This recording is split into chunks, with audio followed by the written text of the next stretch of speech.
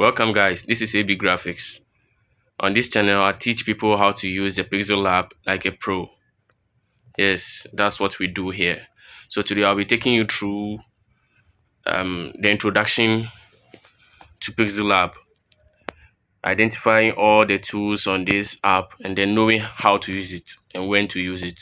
This is just going to be a brief introduction to Pixellab. If this is your first time being on this channel, just click on the subscription button, subscribe, like, and then stay updated.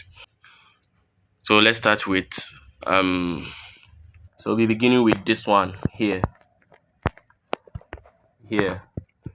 So on all the designing platforms, we have a working place. We have a designing or the work area. So this is the work area for Pixellab. We call it the work area or the working space. This is where all the designs are going to be. We are going to design here. When you design, this is where it will appear. Simple as that. So this is a working area. Everything appears here. So now let's move to the top right corner. These three dots. So over here we have a whole lot of options. When you click on it, you are going to see the drop down menu which displays so many tools what you can use, just like use image from gallery. This is you choosing an image from your gallery as the background, using an image as a background. This is a full screen. If you want to enlarge the screen, use image from camera, using image from your camera to be a background, or maybe putting it on the workspace. Export image. So after you are done designing, this is what you use to export. We have the image size. If you want to change the size of the working area, so all this image, those are the image working area. The image size, you use it to change the size of the working area. The contact us or report back. If there's any problem, you can contact them. Tutorials, if you want to see tutorials about this, they are all there. The pro one, we have the remove ads, recover autosave, open PLP. This open projects. After designing, you'll be given two options.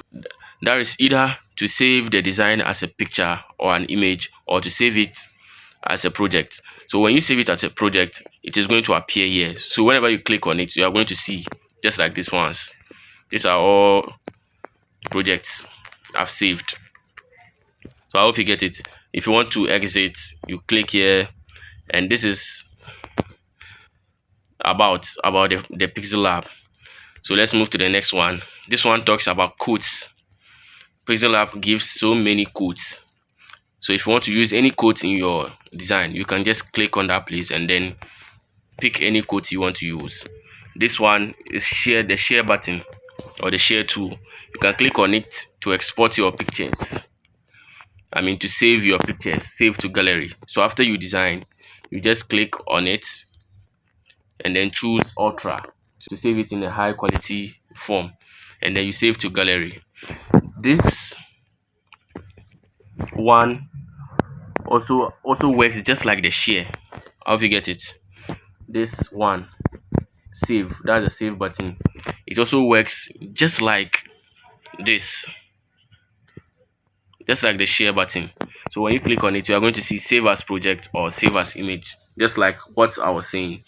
So if you want to save as image, you click on it. So let's move back, or you can choose the save as project to save it as a project. So let's move to the plus this button. You click on it. It's a drop down menu which shows so many tools. So we have the text. If you want to add a text to the design, this is the current date. If you want to see the date, you click on it. I hope you can see the date has appeared. So that's it. You click on it. There are shapes over there. You can import shapes. You can bring shapes onto the design and then work with them or use it for some things. I'll be showing you how to use the shapes also, and how to get custom or customized shapes. I'll show you all that. So just subscribe. And then from gallery, this allows you to bring in a picture or a background onto the working space. I hope you get it. We have the draw. It helps you to draw things on the working space. So let's move to the next one. So just take note of what we are doing here. We'll start applying them in the next videos. So let's move to the next one. The panel layer. We call it the panel layer. This one. So let's click on it to see what appears. So you click on it. This shows all the layers you are working with. I hope you can see. The new text is one layer. The date we added is another layer.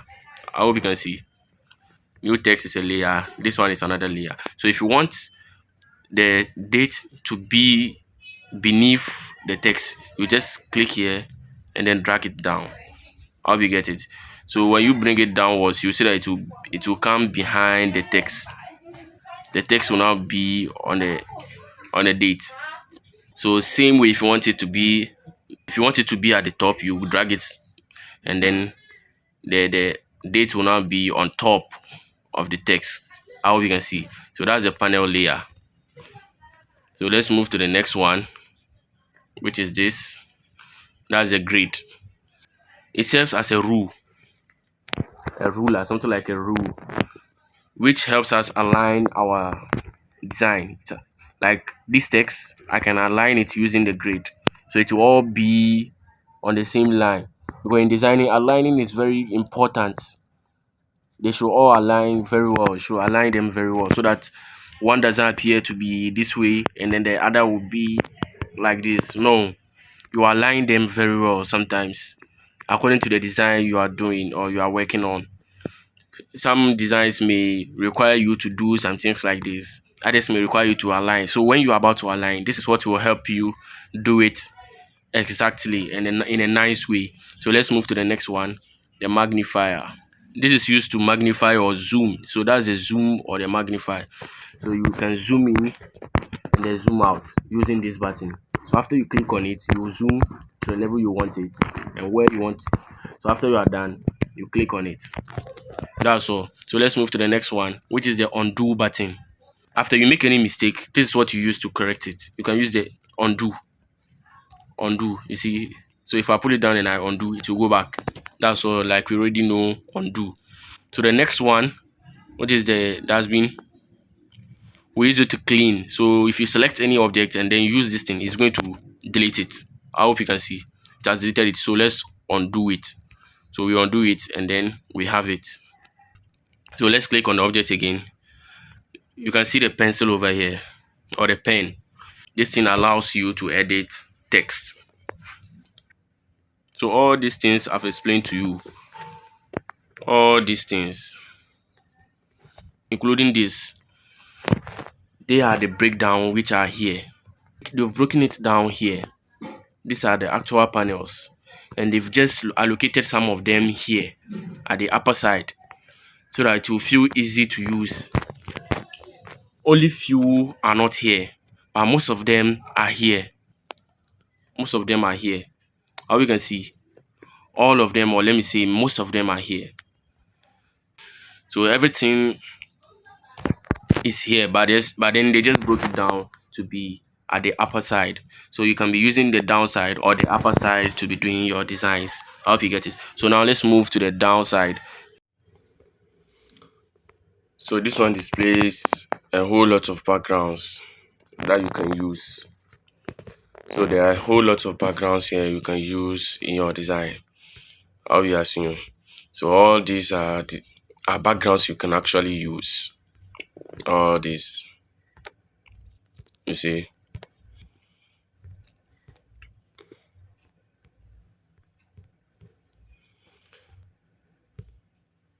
So let's actually maintain this one.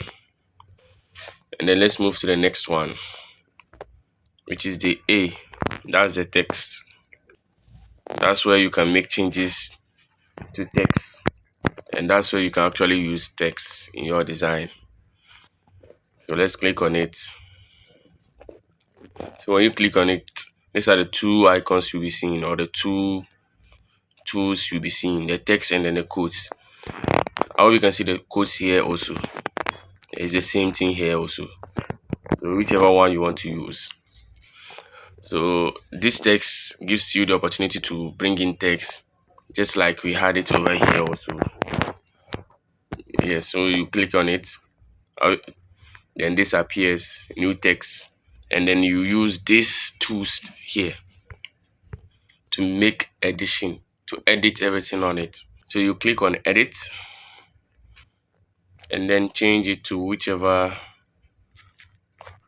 thing you want it to be. AB. As you can see, we have the delete, which actually deletes everything or the text. So you delete it. You can actually bring it back using the undo. So we have the copy icon, which duplicates it. So let's click on it to delete. So that's all about it. So let's move downwards. I hope you can see these two buttons, to front and then to back. You can use these two buttons or tools. You can use it in place of this. How you get it? It's just used to align, maybe put the text or an object behind or in front. So let's say this text, this AB is in front of it. It's in front of the new text. So you can send it back by using to back. I hope you can see. It is now at the back. And you can use the same thing, the to front, to bring it in front. You can also use the panel layer to bring it back and then bring it. I hope you can see. Yeah, so that's it. So let's use to front. This button is the position button. We use this button to position it. So you click on it, increase how it should move. So you reduce it to what, or increase it to whichever way you want it to move, and then click start moving. How you can see, you can be using, or you move it downwards, move it upwards. Yeah, that's it. So we click on the OK. We have the relative position icon. This is used to position the icon at whichever place you want it to be with just a click. So if you want it to be in the middle, you are going to use this.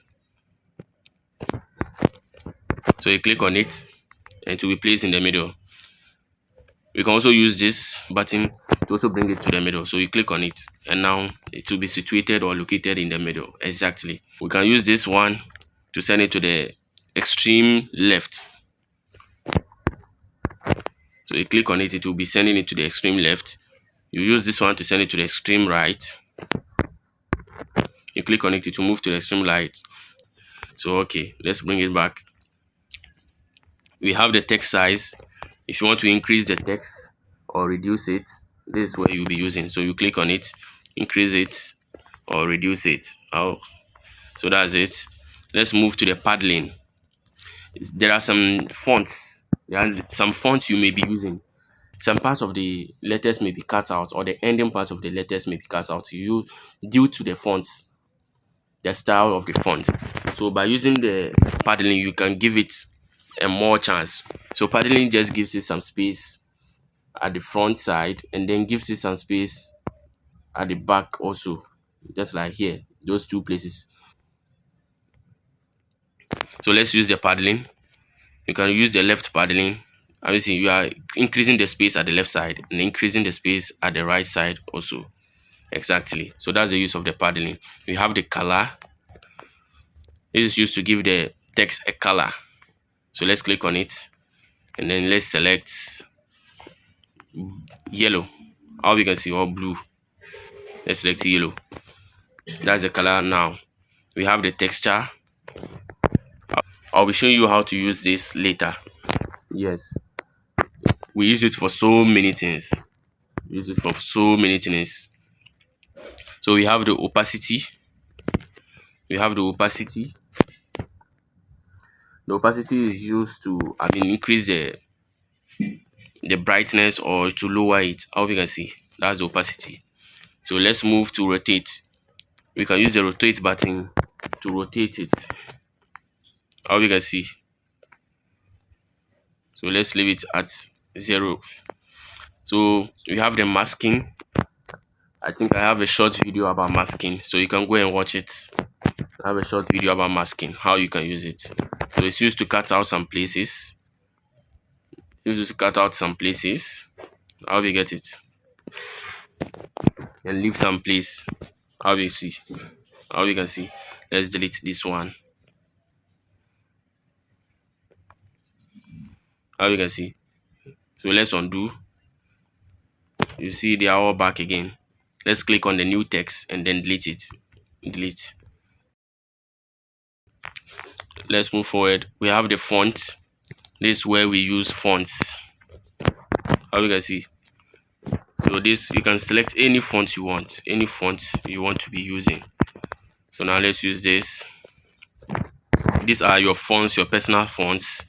And I'll be showing you how to add fonts to Pixellab. I'll be showing you. We'll be using this button to add fonts. I'll show you. These are the recent fonts you've used. So let's go back. We have the curve. We have the style. I nearly jumped one. We have the style. How if you want to bold it, italics, and then underline. They are all there. So we have the curve, which you can use to curve it to anyhow you want it. How you can see. Yes, that's the curve button. So we have the background also. If you want to give it a background, that's cool. You add it. This alignment. Just follow what I'm doing. This align. You can use it. You can align it to left, to right, whichever way you want it. And we have the spacing. This is the spacing. We use this spacing to increase the space between letters, as you can see, or reduce the space. This is up to you how you want it to be, whichever way you want. And we have the line spacing. It's also another spacing. You see, it increases the line between text. How you see. We have the stroke. You increase the stroke. You can make it white. How you can see the changes that have been made to it. And increase the stroke width. How you can see. Gradually we are moving. So let's remove the underline using the style. We remove the underline.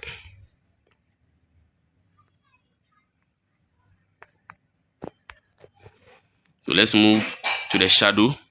This one is used to give shadow. You can use this one, you turn it on. How you can see. Increase the blur radius or you reduce the blur radius. So most of the time you leave it at 10, or you can increase it to the preferable one. If you want to increase it this way or increase it this way. How you are getting what I'm doing? It's just simple as that. So Pixellab is just simple to use. You have the inner shadow also, which you can also increase the blur radius.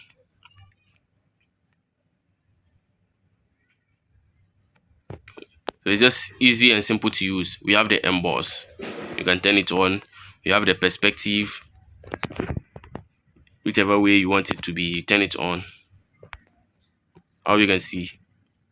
Yes. So we have the 3D rotate also. This is rotating it. And we have the 3D text. The 3D text. You make it a 3D using this button. It's just simple as that. We have the 3D shadow also. You can give it a shadow beneath the letter. How you can see. We've given it a shadow using the 3D. We have the reflect also. You can turn it on.